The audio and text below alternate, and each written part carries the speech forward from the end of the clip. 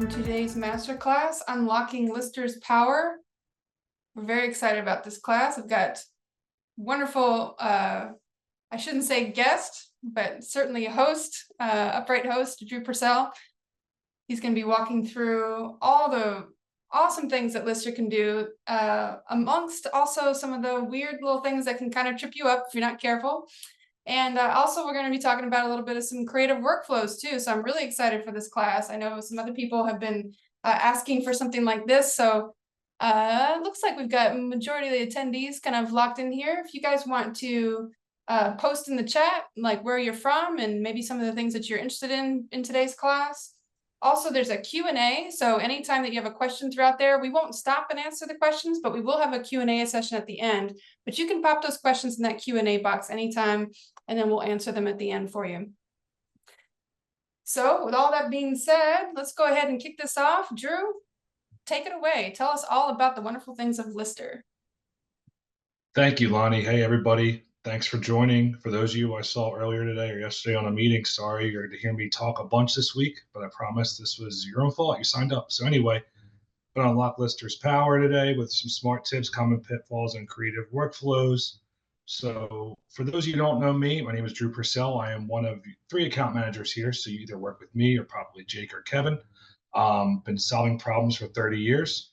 More than that, actually, because I am in my 30s. So I think I've always tried to figure out how to solve things. And I often brainstorm a lot of these things with you. And you might recognize some of the things we talk about in this presentation are the same questions or things you've either come up with or asked before. And I want to thank Lonnie for all her support in helping me with this.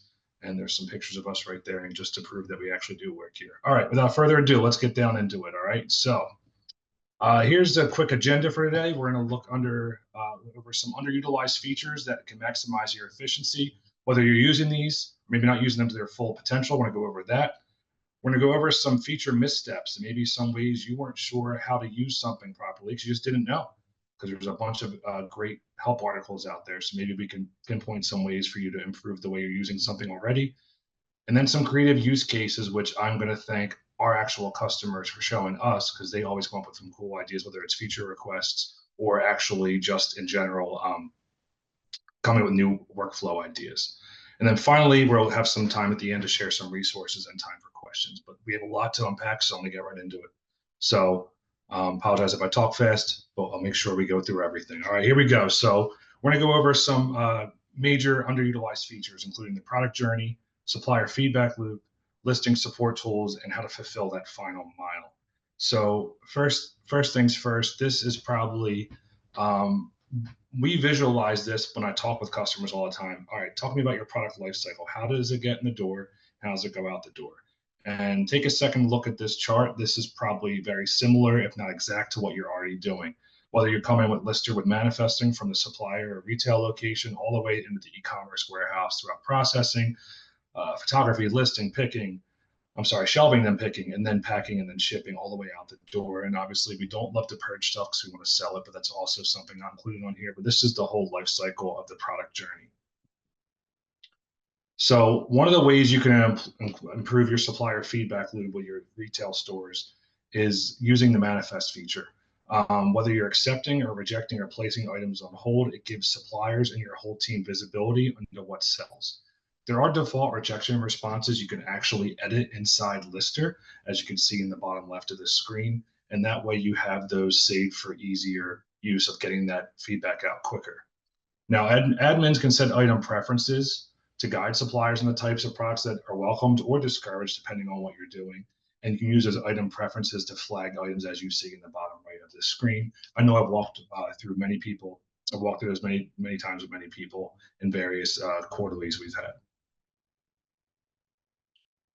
There's also some listing support tools. I know authentication is becoming more and more important as time goes on with counterfeits and just trying to figure out which one's real and how you can get that top dollar for those items. So you can configure Lister settings to do this by using your Authenticate First integration. The automation reduces manual data entry and also helps ensure that these authenticated products are promptly and accurately prepared for listing.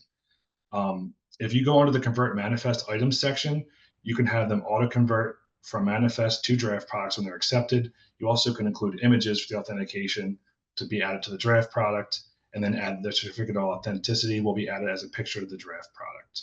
And also any item details you may add during authentication will be shown internally in Lister as product notes. And the easiest way to access this, the screenshot on the right. If you look on the right, you'll see under manifest, and where 3 it shows you how you can do this and bring all those features in for your authentication to make things work more smoothly. And one of my favorites, price prediction. If you've worked with me, I've probably showed you this tool when it came out back at the end of last summer or in the following months. So this is a way to get smart price suggestions based on historical sales data and listing types. You can also see similar sold items and price ranges as you create your listing. This is super easy to turn on. If you go to settings, go under products, you can just toggle it on just like you see in this picture on your screen. And then you can use this when you use the title. So when you choose a category and listing type, you type in your title, and if matches are found, you'll see a suggested price range and similar sold items. You can view photos and titles of past listings that you may have done. And then you can use this info to pick the best format and price for your item. I really like this, especially if you have maybe say you got a great donation, a bunch of different musical gear or certain cut glass or art, and you know what, you did research on that same exact artist or that same brand. You can go back and look at those and get an idea for price, and also copy and paste some listing information if it happened to be specific to that artist. This is one of the most powerful things that you can use in Lister, in my opinion. So builder templates. So there are some that came default with your Lister, but you can build these to make them more efficient. You can have hidden fields and show only the fields that matter for each product type, and reducing clutter and simplifying form entry. They can be customizable and use dynamic templates to auto-generate consistent titles and descriptions based on what the lister enters, and they're tied to specific categories, ensuring standardization and accuracy across all listings.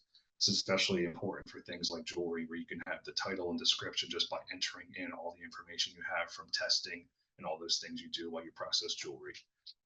This is an easy way to scale efficiently with few errors and not having to rely on one lister knowing everything about a certain product category. And I'm going to shamelessly plug next month's masterclass, which will be all about builder templates. So highly recommend you sign up for that one as soon as you are able, if you haven't already. And I'm just going to plug one more time. We usually see a 20 to 25% increase in time to list. Decrease in time to list when using builder templates. It's just much faster, and we have stats to back it up.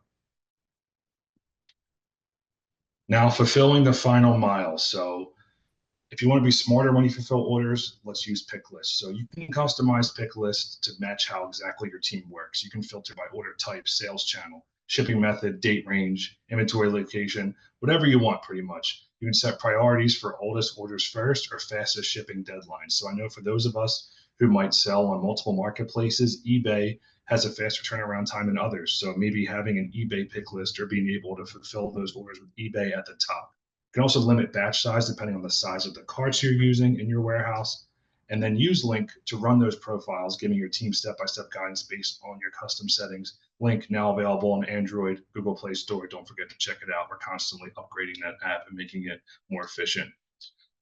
So picking profiles. So here's why they're important.